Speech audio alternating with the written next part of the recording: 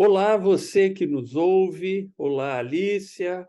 É um prazer estar de volta nessa nossa série Caminhantes com Jesus, onde falamos das experiências de viver o cristianismo, dos desafios de fazer isto. Alícia, hoje nós vamos falar sobre uma coisa que gera muita confusão: a diferença entre bênção e galardão. Tem as duas coisas na Bíblia. E o que é uma coisa e o que é outra coisa. Faz Só muita de cara, já vou confusão. dizer para você que essa palavra galardão, para mim, parece aquelas pessoas militares, ou enfim, É, mais antigos, com aquele negócio aqui, o galardão. Eu não sei nem se aquilo tem algum nome parecido tem com a isso, ver. É mas eu não tirado. sei. É, a palavra daquelas coisas que ficam na fada e tal, são tiradas dessa palavra Ah, que entendi, está contida na Bíblia, né? Então, temos entendi. bênção e temos galardão. Vamos ver o que é isso. Mas, Alicia, dê um alô aqui para quem está nos vendo. Olá, para você que está aqui nos seguindo, bom ver ter você aqui de novo com a gente. E não esquece, siga a gente, dê um like, ativa o sininho, vai olhar outras questões lá no Insta, vai olhar outras coisas que nós temos no YouTube, no Face, temos várias coisas aí nas mídias sociais para você. Agora, vamos lá entender essa diferença aí, que é uma coisa que a gente, no dia a dia, não para muito para pensar, né, Vinícius? É verdade. Mas antes de começar a falar sobre isso, solta a vinheta.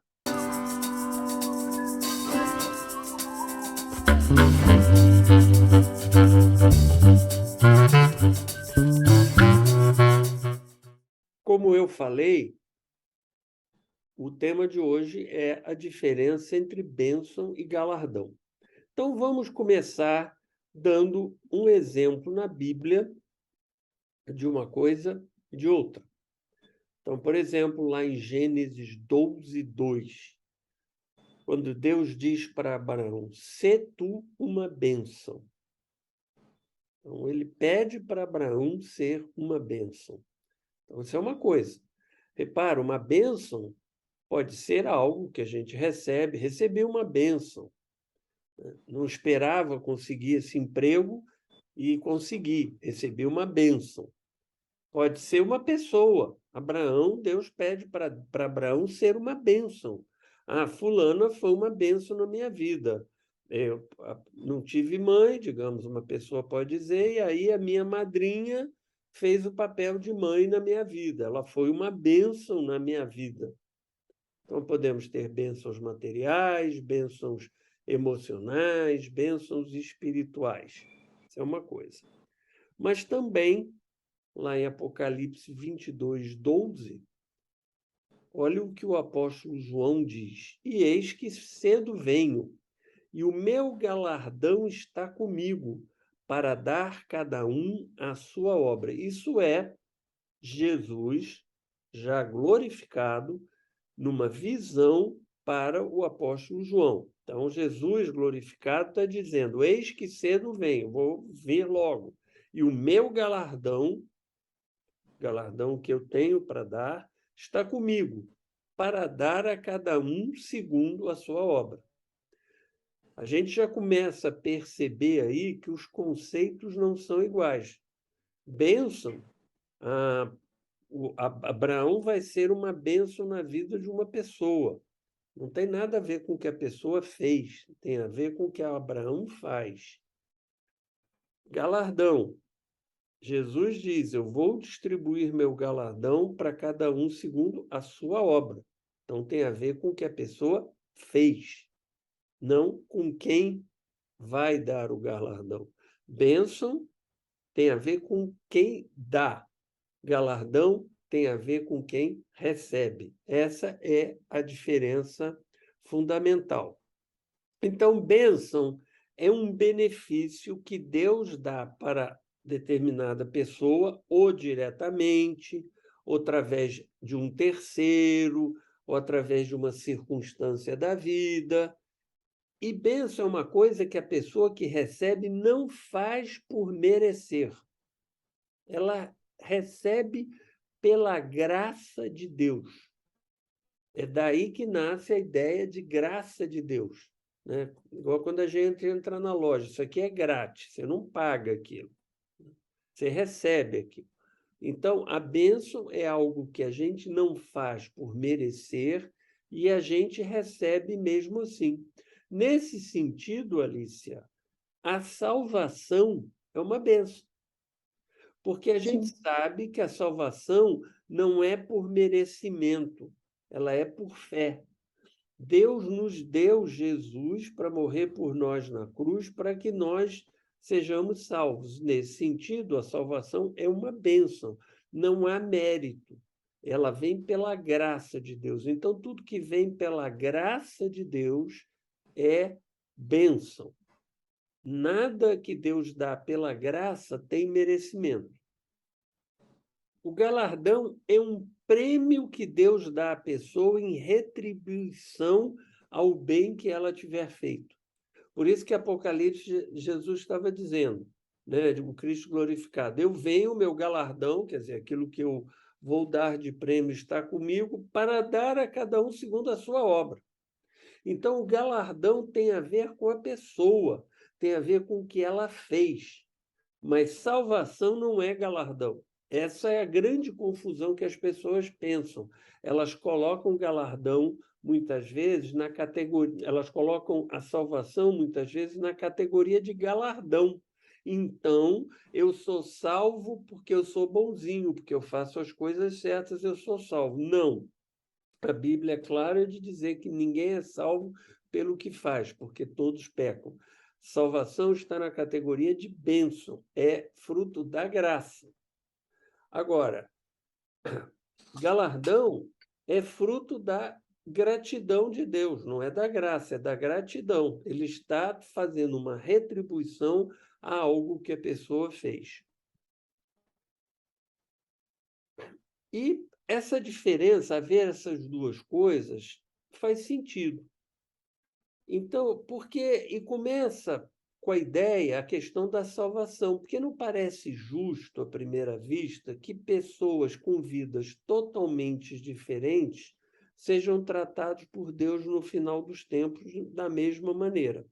Por exemplo, o apóstolo Paulo e o ladrão, chamado bom ladrão, crucificado ao lado de Jesus, aquele que reconheceu Jesus como Salvador e disse para Jesus: lembre-se de mim quando você entrar no teu reino. E aí Jesus responde: ainda hoje você estará comigo lá.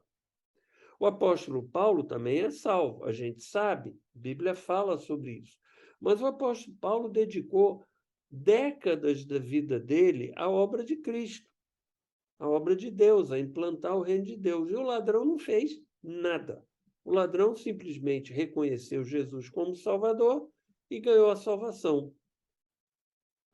Parece meio estranho que, no final dos tempos, o apóstolo Paulo e o bom ladrão vão ter o mesmo tratamento. Porque um fez muito e o outro não fez nada. Não parece justo. E aí que a gente vê, como ninguém teria mérito suficiente para ser salvo, e a salvação é uma bênção, é algo dado que não é merecido, é justo que o apóstolo Paulo e o ladrão tenham o mesmo tratamento, que é uma bênção. Quando você dá do jeito que você quer, como você quer, na hora que você quer, da maneira que você quer. Não tem que ficar discutindo aquilo que veio como um presente. Então, Deus nos dá a salvação gratuitamente, nos dá outras bênçãos, o ar que respiramos, a vida é uma bênção. Nós não fizemos nada por merecer a vida ou por merecer o ar que respiramos e assim por diante. São bênçãos de Deus. A bênção vem conforme Deus quer, na hora que Ele quer, da maneira que Ele quer. E Ele escolheu que a salvação seja a mesma para todos mediante o sacrifício de Jesus. Então, se a pessoa aceita Jesus, ela recebe a salvação. A bênção vem com esta aceitação. E a bênção é a mesma para todos e não há o que discutir, porque é um presente, é de graça. Então, a pessoa que dá o que quer, como quer. Agora, o julgamento de Deus não se limita à salvação. Há muito mais, e é aí que entra a avaliação do mérito, com base no que as pessoas fizeram. Por isso, Paulo e o ladrão receberão tratamento diferente no que tange aos prêmios, aos galardões. Porque Jesus disse: eu vou distribuir o galardão de acordo com o que cada um fizer. Aí, o ladrão não teve mérito, ele não fez nada, ele só fez jus à bênção da salvação, que não é só, é o mais importante. Mas, na hora dos galardões, ele não terá galardão, porque ele nada fez. O apóstolo Paulo fez.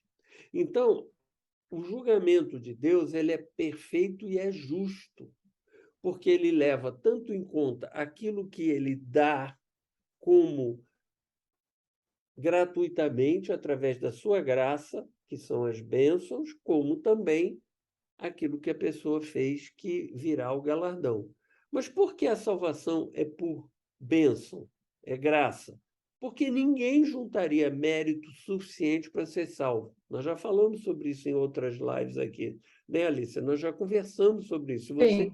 que está nos ouvindo procurar aí no canal do Facebook, do YouTube, você vai ver outras lives em que nós falamos sobre isso, né? Como funciona a salvação, etc.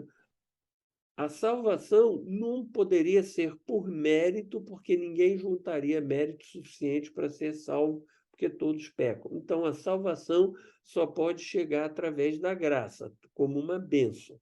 Agora, isto não apaga o fato que pessoas diferentes têm obras, caminhos de vida diferentes. Vamos ver isso em mais detalhe, o que a Bíblia fala. Essa diferença foi revelada para João no Apocalipse, quando Jesus disse que vinha e trazia com ele o galardão dele, para distribuir de acordo com o comportamento de cada um. E Jesus falou sobre o tema quando estava aqui na Terra. Olha o que ele disse lá em Mateus 10, 42. E se alguém der mesmo que seja apenas um copo de água fria a um destes pequeninos, ele está falando dos desvalidos da vida, dos pobres, das pessoas que não têm forma de sobreviver. Então, se der apenas um copo de água fria a um destes pequeninos, porque ele é meu discípulo, então a pessoa está dando um copo de água porque ele é discípulo de Jesus.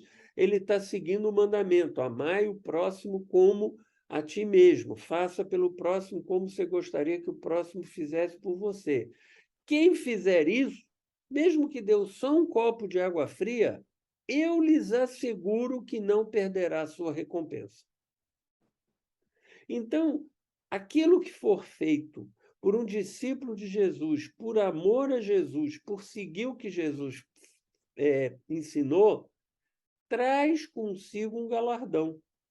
Haverá uma recompensa. Não é a salvação. A salvação não é pelo que a gente faz, mas há uma recompensa.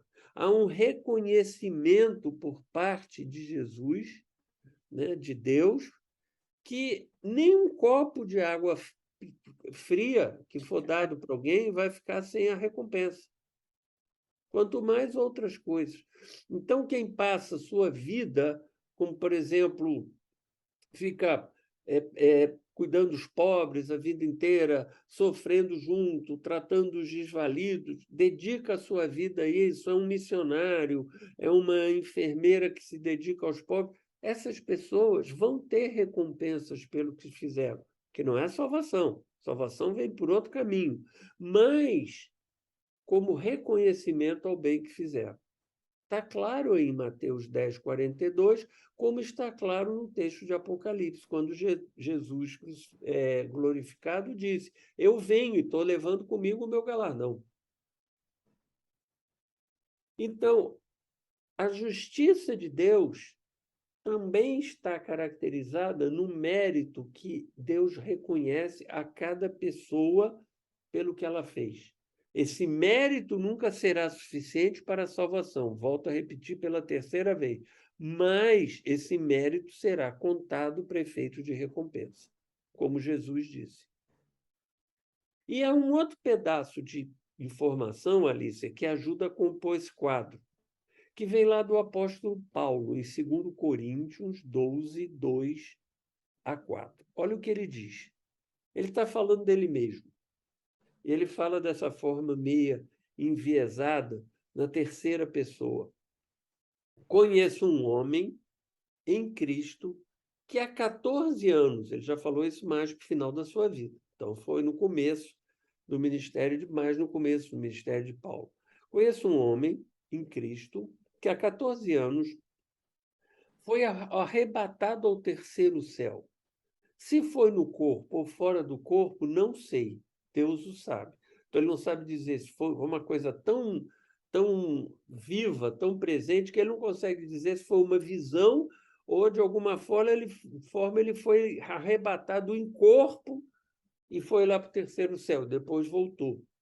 Foi um negócio tão vivo, foi uma experiência tão maravilhosa, tão real, que ele não sabe dizer se foi uma visão ou se ele foi arrebatado num corpo. E sei que esse homem foi arrebatado ao paraíso e ouviu coisas indizíveis, coisas que ao homem não é permitido falar. Nesse homem me gloriarei, mas não em mim mesmo, a não ser em minhas fraquezas. Então, o que ele está falando dele mesmo, o texto vai deixando isso claro, e ele diz: eu fui arrebatado ao terceiro céu. Ora, Alicia, se tem um terceiro céu, é porque, no mínimo, tem um primeiro e tem um segundo. A Bíblia não fala primeiro céu, segundo céu. Mas, se Paulo se refere ao terceiro céu, é porque existe um primeiro e segundo, pelo menos. Tem uma passagem que Jesus fala lá no final da vida dele, que ele diz assim: na casa de meu pai há muitas moradas, e eu vou vos preparar um lugar. Então, bate com o que Jesus está falando. Há muitas moradas, há diferentes formas de habitar lá, na casa de Deus. E Paulo viu o terceiro céu. Ele não diz isso, mas provavelmente ele está se referindo a um lugar que Deus disse: é para aqui que você virá, meu filho. Porque Deus ia mostrar o terceiro céu para ele se ele ia parar no primeiro. Não faz sentido. Faz Então, sentido. Deus mostrou para ele para onde ele vai, para onde ele iria. Quer dizer, ele está lá agora, né?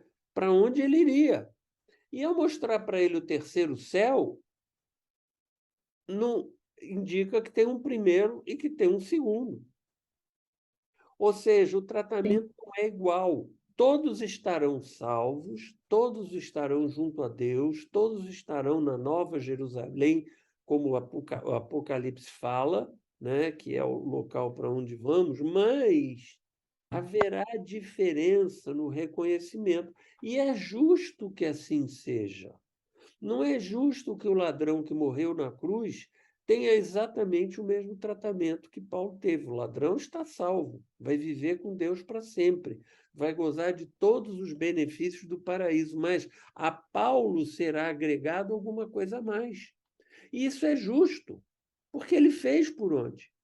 E eu estou imaginando que o terceiro céu deve ser melhor que o primeiro, porque Paulo deve ter um lugar bom lá, né? Um galardão grande pelo que ele fez. Então, se ele está no terceiro, é porque provavelmente, aí já é conclusão minha, o terceiro tem mais galardão que o segundo, e o segundo tem mais galardão que o primeiro. Agora, será que tem um quarto?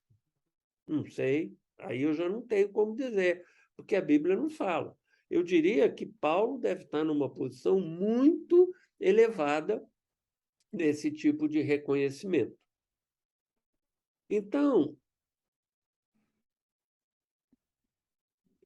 Alicia, eu queria deixar concluindo isso. Primeiro, bênção é uma coisa. Bênção tem a ver com quem dá. Não é um prêmio, no sentido que é uma retribuição a algo que foi feito. ficar a dizer, não, eu vou dar dízimo, eu vou trabalhar na obra, porque aí Deus vai me cobrir de bênçãos.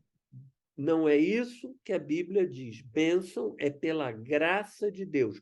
Não é uma retribuição pelo que você faz. Bênção é algo que Deus te dá porque Ele te ama. E por alguma razão, por alguma causa, Ele resolve dar aquilo para você. Então, você não pode cobrar bênçãos de Deus, porque de bênção é uma coisa gratuita. Agora, Deus diz, meu filho, aquilo que você fizer, há um galardão, porque nem um copo d'água vai ser dado sem que haja uma recompensa. Então, você haverá esta recompensa. O galardão tem a ver com a pessoa que recebe, ou seja, com o que ela fez. A bênção tem a ver com quem dá. Um Deus bom dá muitas bênçãos. Um Deus que seria um Deus não fosse bom, ele não daria bênção. Jesus fala, qual é o pai que se o filho pedir um peixe, vai dar uma pedra? Então, o filho pede, mas o pai dá, não porque o filho merece, o pai dá porque ele ama o filho. Galardão é um reconhecimento do mérito, por isso que o galardão dá farda, porque, teoricamente, a pessoa fez por onde receber aquele posto militar em que ela está, ou aquele prêmio, aquela medalha. Então, o galardão é um reconhecimento do mérito da pessoa que chegou naquele ponto na vida. Então, essa é a diferença. Então, teologias que defendem desafiar Deus para obter bênçãos estão totalmente erradas. Bênção é pela graça. Deus dá o que quer, como quer, da maneira que quer, como a salvação. Ele escolheu dar a mesma salvação para todo mundo. Não tem salvaçãozinha, salvação zona, salvação média. Não, salvação é igual.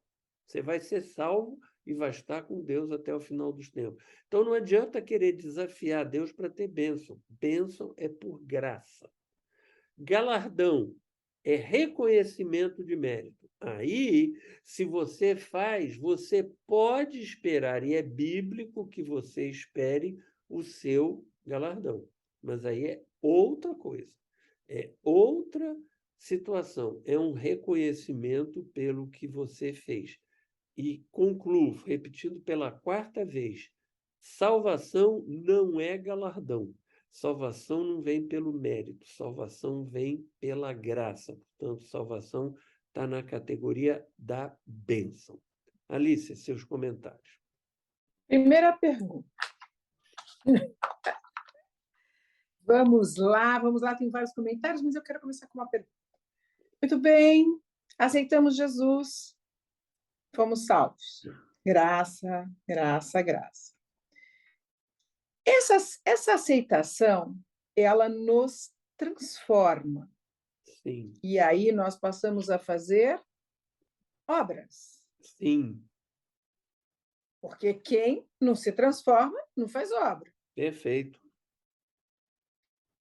E o galardão vem, então, depois dessa obra. É isso? Exatamente. Como consequência Tá. dessa obra. Ele é uma consequência da obra. É isso? Isso. Tá. Tá bom. Era só para dar uma arredondada aqui na minha dúvida, lembrando também, Vinícius, que nós, metodistas, cremos que a salvação pode ser perdida, né? Sim. Sim. Porque senão a pessoa fala assim: bacana, estou salvo, é uma graça, uma bênção de Deus na minha vida, não vou fazer nada, não vou mudar nada, e se eu estiver chegando lá, no primeiro céu, para mim já está bom demais, porque cheguei no céu. Então, eu acho que é sempre bom lembrar, gente, que para nós, metodistas, a salvação pode ser perdida. Há algumas outros cristãos, não são só os metodistas, há outros cristãos que acreditam assim. Há outros cristãos, mas há outros cristãos também que acham que a salvação não pode ser perdida. Sim. Tá? Por isso que eu estou fazendo essa fala aqui, essa intervenção, porque eu acho muito importante que a gente entenda isso.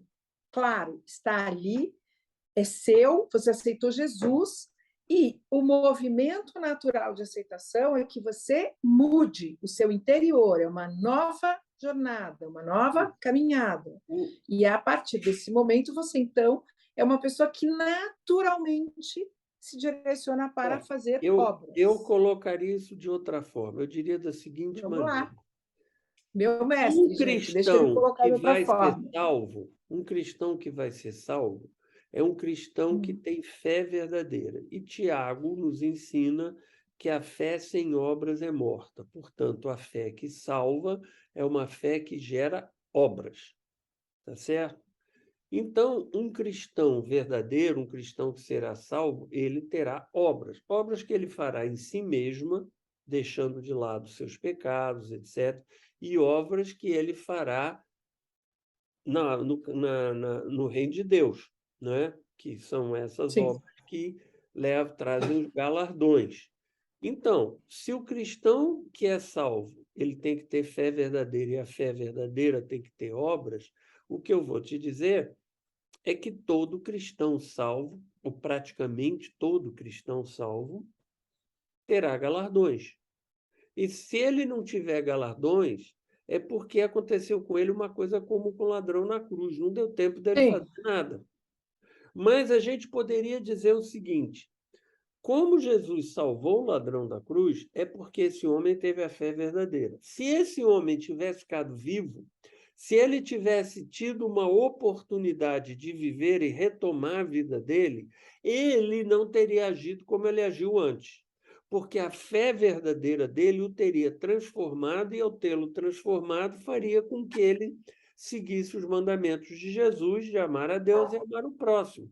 Então, ele faria coisas na obra de Deus. Então, ele realizou obras potencialmente, ele não executou as obras reais. Então, os galardões não, digamos, amadureceram na vida dele, né? Mas ele teria feito galardões se tivesse ficado vivo. Mas sim, todo cristão que se salva e que depois que se converte, aceita Jesus, vive um tempo, né? Não é como o ladrão que se converteu e morreu na hora, né? Ele vive um tempo, esse cristão certamente receberá galardões, porque se ele tem uma fé verdadeira, ele realizará obras.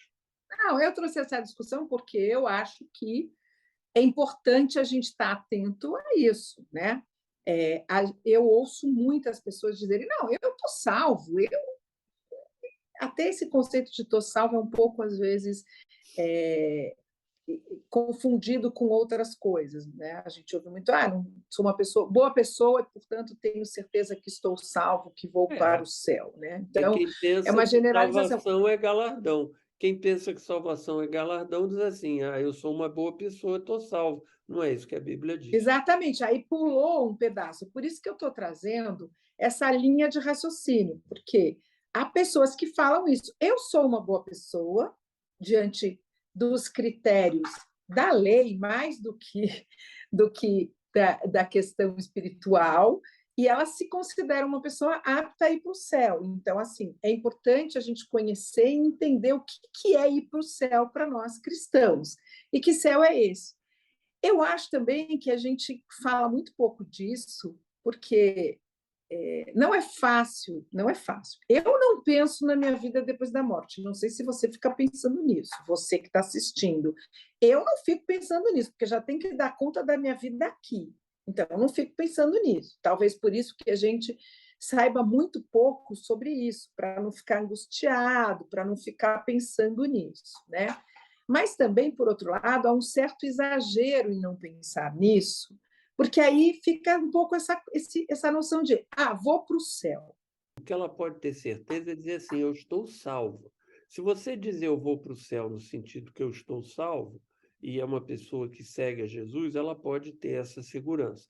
Agora, ela não saberá exatamente que galardões ela vai receber. Como você não sabe que galardões você vai receber, já é difícil pensar, vou para o céu, não vou para o céu, né? Obviamente que as pessoas não olham para as suas obras, é isso que eu estou querendo dizer, com a devida atenção, talvez. Vou para o céu e isso é suficiente. E eu acho que se na Bíblia existe essas menções, e que você está trazendo aqui para a gente, é porque alguma importância isso tem, Claro, você concorda? Então, claro. o que eu estou querendo dizer é que é muito interessante a gente, de vez em quando, não fazer disso uma angústia, uma coisa que te atrapalhe, mas que te traga, é, ao contrário, uma certa tranquilidade, é que o céu ele é uma coisa que a gente não sabe, a gente não conhece. Será bom, mas a gente não sabe nada sobre ele. Então, quando você não sabe nada sobre uma coisa, é bom ficar prestando atenção nessas dicas. Vamos dizer que é assim, está cheio de pequenas dicas. Vamos prestar atenção nas pequenas dicas. Eu acho que aí, Alice, o perigo maior não é você não saber se você está no primeiro céu, segundo céu, porque a gente não tem informação sobre isso. O perigo maior é a pessoa achar e se enganar que porque ela sabe que Jesus Cristo é o Filho de Deus e porque Jesus Cristo veio ao mundo e um dia foi lá na frente na igreja, chorou, etc. Mas aquilo não mudou nada a vida dela. Ela acha que está salva. E Jesus foi claro quanto a isso quando ele falou: nem todo aquele que me diz Senhor, Senhor entrará no reino dos céus. Por quê? Porque o Tiago, irmão de Jesus, explicou. Porque para ser salvo, você precisa ter fé. E a fé que salva é a fé que é viva. E qual fé que é viva? É a fé que produz obras. Porque a fé que não muda nada, a pessoa não muda seu interior, não muda sua relação com os outros. O que, que adiantou a pessoa virar cristã? Só porque uma vez foi lá na frente na igreja, chorou, foi abraçada por todo mundo e volta feliz para casa? Isso não é a salvação. Isso a pessoa aceitou Jesus, reconheceu Jesus, mas ela tem que seguir por esse caminho, ela tem que manter esta relação. Essa relação tem que se enraizar na vida dela. Por isso que Jesus disse: nem todo que me diz Senhor, Senhor, nem todo que vai na igreja, senta lá no banco, canta o hino, fala no meu nome, e vai lá na frente e chora, nem todo mundo que faz isso estará salvo. Porque quem faz isso de uma maneira mecânica, só por fazer, porque está acostumado, porque é bonitinho, porque é isso, porque é aquilo, fica um hábito, fica lá sentado 30 anos e aquilo não fez nenhum efeito na vida da pessoa, Tiago ensinou, essa fé está morta. E se essa fé está morta, ela não salva. Quando está lá para a gente saber, tem algum motivo para a gente saber, Vinícius? Eu, às vezes, tenho essa sensação, isso é uma posição pessoal minha, gente. Está lá, vou prestar atenção nisso, o que isso quer dizer. Por quê? Inclusive, porque é bom entender isso, porque é o seguinte: quando você está falando com pessoas, e eu já fiz essa pergunta para você, Vinícius, como assim? O cara ficou lá, o ladrão, né, ou o mal, alguém aqui que faz um mal horroroso, e na hora que estava lá, morrendo, né, ele se arrependeu, mas se arrependeu de verdade, creu de verdade. Jesus não era enganável, né? Então, ele sabia que aquilo era do fundo do coração, era honesto, era verdadeiro, né? Então, e a pessoa faz essa pergunta para você, você precisa saber responder Sim, também. está Isso nos afasta galardões. muita gente que está se convertendo quando faz essa pergunta para um cristão e o cristão não sabe responder. Porque eu, Sim, quando fiz essa pergunta, o Vinícius soube me responder. Mas você agora, que não está na posição de aprendizado só, mas está na posição de divulgador desta obra do Senhor, você tem que entender isso. é. Você tem que saber explicar. E, Né? e, Então, eu acho e eu, importante esse aprendizado. e eu queria fazer um comentário, Alice, o seguinte, que você fala, eu não penso nisso. Eu tenho 10 anos mais que você. Eu já penso nisso. E, Pois é. e você que está me ouvindo, saiba de uma coisa. À medida que você for ficando mais velho, que você começar a perceber que você tem menos tempo pela frente do que já passou para trás, né, que você já está dobrando o cabo da Boa Esperança, como o pessoal diz, você vai começar a pensar assim. Por quê? Porque a morte começa a ser uma realidade mais próxima sua. Por quê? Porque você começa a olhar para frente e ver, contar um pouco a quantidade de anos que você tem e você vê que é uma coisa mais próxima. Então, as pessoas de mais idade, e isso eu não estou sendo mórbido nem depressivo, é natural. Quando, 2 anos antes do meu pai morrer, meu pai era um homem muito sábio, já falei deles várias vezes aqui. Eu entro no escritório dele, ele tinha lá um escritório da empresa que ele foi diretor, e ele ia para o escritório mesmo, não tinha mais nada que fazer, mas ele ia lá ver os amigos, passar o tempo, pagar as contas, né? E ele se ocupava. E ele estava lá no escritório dele com um livrinho em cima da mesa. Eu olhei o livro, e o livro era assim: Como Morremos. Eu virei para ele e disse: Pai, você está lendo esse livro? Nossa, que livro mórbido. Ele virou e disse para assim: Meu filho, se eu não ler isso agora, eu vou ler quando? Ele estava certo, ele morreu 2 anos depois. Se aquele livro trouxe ensinamentos válidos para ele, que ajudaram a ele a ter uma transição melhor, Sim. o livro cumpriu o efeito. O livro está na minha biblioteca hoje. Eu não li ainda, mas talvez chegue um dia, um momento, em que eu me interesse por ler esse livro, porque é uma coisa que eu já começo a pensar nos meus 71 anos de idade. Então, essas coisas que a gente fala, elas são importantes porque elas vão criando para você que está nos ouvindo um conjunto de conhecimentos que serão importantes em diferentes momentos da sua vida. E os conhecimentos são totalmente embasados na Bíblia. Eu não falei nada aqui que eu não mostrei um versículo bíblico que justificava o que eu estava falando. Então, Sim. Deus é muito justo, gente. A gente precisa aprender a confiar mais em Deus, porque quando a pessoa vem com esta pergunta, como você já passou por isso, Alice, como é que pode um morrer assim, outro morrer assado, e eles vão para o mesmo lugar? Tem aí uma dúvida sobre Deus, porque se Deus é absolutamente justo, e ele é todo-poderoso, você pode ter certeza que ele vai fazer o melhor julgamento possível e vai ter poder para fazer com que aquilo que ele decidiu aconteça. Se você, quando você faz essa pergunta, é uma dúvida válida, mas está embutido nela uma certa desconfiança de Deus. Será que Deus sabe ser Deus? A pergunta é meio essa. Será que Deus Sim, sabe? mas Será que ele vai saber julgar direito? o nosso trabalho aqui hoje é exatamente esse: é reconhecer as dúvidas das pessoas, acolher, que eu acho muito importante, né? Acolher as dúvidas. Eu acho que mesmo pessoas nascidas dentro da igreja têm, às vezes, alguns conhecimentos que nunca pararam 2 minutos para pensar, e aí, quando param, dá um tilt, né? Dá um susto.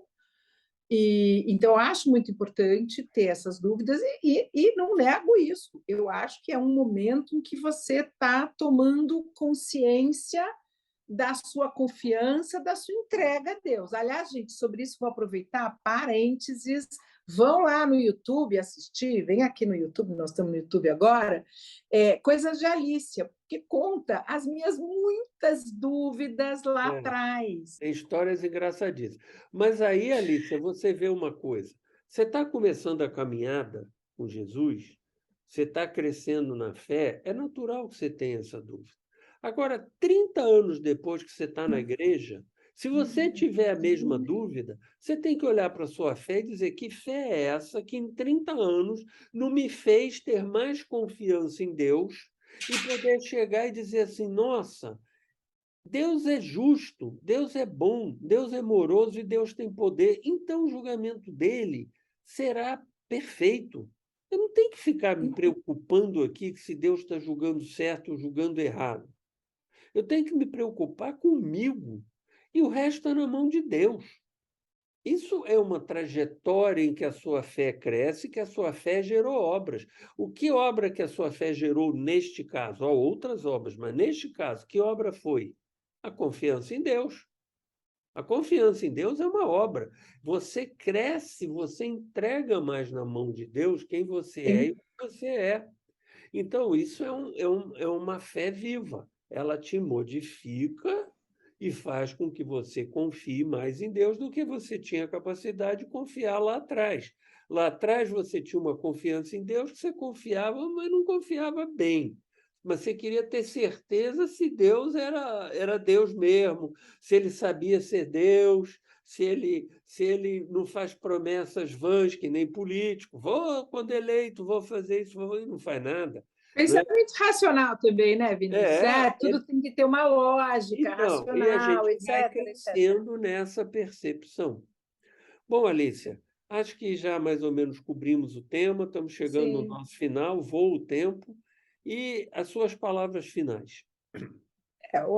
Mais uma vez, eu sempre repito aqui, Vinícius, sempre dando mais uma aprendidinha aqui, relembrando as velhas histórias, relembrando as minhas dúvidas. Hoje eu, né, qualquer hora faço lá no A Coisas de Alicia um tema sobre esse, colocando lá como eu me sentia, né? Porque a minha ideia é colocar como você se sente quando você tem uma dúvida realmente.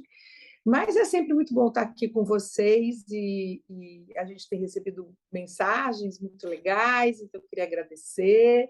E eu sou a rainha do siga a gente, dá um like, aperta o sininho e vamos em frente, que toda hora tem mais novidades por aqui. Ok.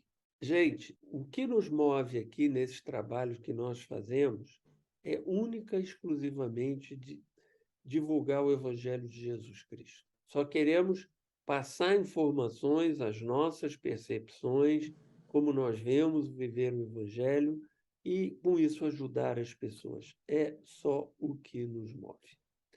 Alice, obrigado por dividir aqui a bancada comigo. E para você que está nos ouvindo, que Deus abençoe a sua vida, que Ele ilumine os seus caminhos e que Ele te dê a paz. Tchau, tchau.